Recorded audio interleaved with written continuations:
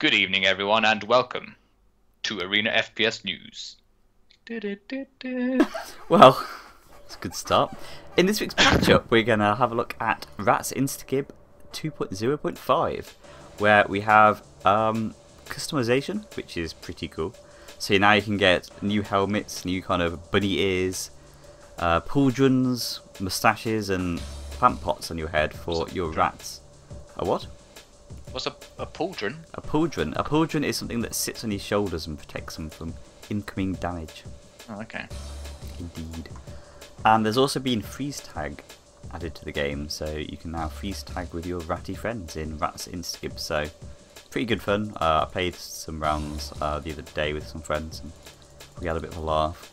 So in this patch notes, they had a whole mouse input section. I don't think they made any puns. oh, that'd be brilliant. I don't really understand what the mouse input was. I mean, apparently it's just Well, slightly they're more saying that the responsive. Unity engine has mouse input problems, which I think it is supposed to. I haven't had too many people complain about it, maybe because the engine's much smaller than Unreal Engine. Yeah. But apparently the mouse input in Unity engine by default is not frame dependent, but it seems they've changed it or fixed it or something. I don't know. I don't really know much about mouse input as it is. So. No. I mean, it doesn't feel any different for me, so that's good for those of you having problems, I guess. What's next up? Oh, and there's been a Reflex patch where they have gone into alpha. So this is quite a big patch. And the major thing of note was a brand new game mode, which was race. And it's a lot of fun, actually. Do you want to... Yeah, I always like it because it's like, you know, it's something you can do if no one's around to duel or anything like that, but I'm so bad at race modes. Yeah. So I haven't had a chance to try it out, but I'll play that soon and come last a lot. Yeah, and they've been doing really well, actually. With this patch, they sold a lot of copies, from what I understand. If you go look at the Steam charts, it basically doubled the player numbers from the week before, so... It's pretty good. Should yeah. fund some more development time. Yeah, definitely. And they added sunlight and some more textures, I believe. Yeah, loads of like what's it? It says here like bricks, planks, concrete bunker, chain link railings, tiles, and I think Death has updated his map DP4 Yeah, to it make has. it more arty and stuff. Yeah, it's fully textured now. It kind of looks like a real game map, which you may or may not like, considering if you like the simple kind of flat art style, but if you want the more kind of arty, farty, graphic-y stuff, then check out that. And obviously both versions will still be available. So you can Yeah, and it'll be one of those things as well. It's up to the artist to make something, you know, appealing to look at and suitable for gameplay. So yeah, and I know on my server I'm going to have like different versions of like graphic and non-graphic for each map if they're available, so people can choose. Cool, and I think that's it for the patch up. Yeah, that's it for the patch up. Not many updates in the past week. In this week's project updates, there has been the 11th Reborn show. Yep. So it was a little small one. The VOD was 26 minutes long, I think. So it was a really quick one in between like his casting and things like that. But he showed off some arty stuff but mostly some gameplay stuff. Cool. I wasn't there to watch it, so fill me in. And also, was it on the new studio yet? Are we... No, it wasn't. It was still in whatever room that is. Okay. So first off, he showed the Eggbot, which has now been modelled up and is animated and stuff. So that was pretty cool. It showed the Eggbot like walking around, looking left and right and stuff, and like a little resting animation. So that was cool. That really brought it to life. They grew on me even more after seeing that. Yeah, I've seen like the video from it. It looks pretty cool. This little Eggbot moving around, looking all Eggbotty. A video after that, he jumped in game. So he's got some placeholder assets in, like armors, yellow armors, red armors, guards, and things like that. So that kind of brings the game to life as well. And they've also put in the rocket launcher that we've been seeing getting modelled. Yeah. So that was like the first weapon we saw, I think. I do believe. Yeah, there's a concept art. Yeah, so that's in now. You can hold it and shoot it, and there's a little animation as you're walking there. It moves left and right and stuff. So that's pretty cool. Yeah. And then he's tidied up the movement.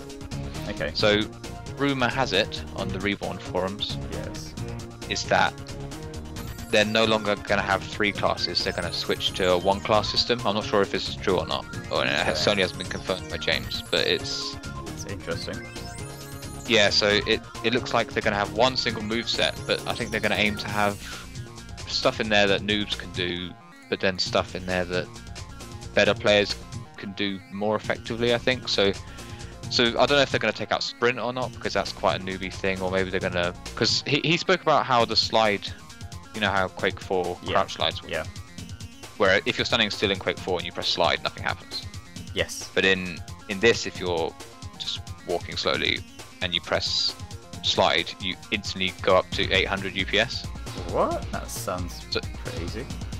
Yeah, so new players can use that as like a little, you know, just a fun way to get faster, like easily without having to learn strafe jump and stuff. But then advanced players could use that like effectively to corner and things like that. Right, okay. And there's air control that's using a different control system. It's using W instead of A and D, and all sorts of different things. So it's all sort of in there in the game, but it's not really configured in a finalized way. So it's all sort of just floating around, and you can test it out and stuff. Cool. Anything else? There's a lot of stuff in 26 minutes, surprisingly. Yeah, a compacted episode. Yeah. Next up, there's been a Reflex dev video update.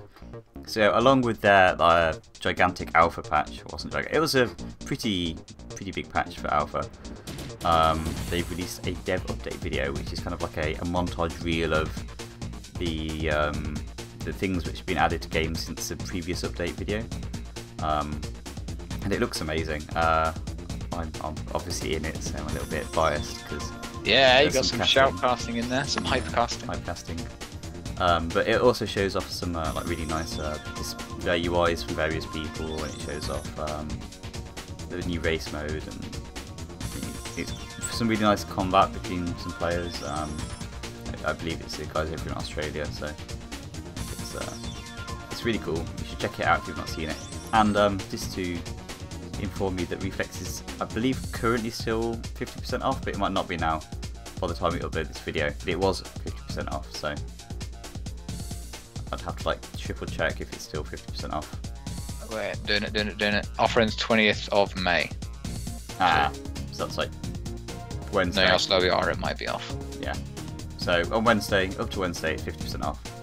So definitely grab it if it's still on sale for whatever now is for you. And that pretty much wraps up the dev video. So hot off the presses, there's been some brand new news of Reflex devs kind of taking a bit of a 180, taking a step back in that they are now deciding that there'll be a cool vote option to turn off item timers, which has item timers have been a bane of the Reflex kind of development for a while now. I mean, some people have been really into it, some people have been really against it, and it's just been kind of this ongoing argument. And I feel, from my perspective, that this kind of like this perpetual argument has caused the Reflex devs just to give up and kind of go back on the original plan. Yeah, so what they said is they're going to implement a cool vote lock HUD command, which will basically, if you do that, then your HUD changes to like a default Reflex HUD with no item timers on it. So it's basically one that you can't manipulate with the LUA scripting. Yeah, and that's the thing that really annoys me, because I don't really mind either way for item timers, but having to like use a default HUD, and I assume that this is going to probably be true in most servers, because most servers, someone's going to come in and be like, I don't want item timers, and cool vote it off. Like, this is going to be no such thing as custom HUDs in the future, apart from for spectators. I mean, there is always a chance that they'll make a bunch of cool HUDs that you can pick from, or they'll make a HUD creation tool where it's sort of like visual, like drag and drop, move things around, resize things, but so there's no item timer option, so you can't manipulate it in the back end, but you have a front end sort of WYSIWYG.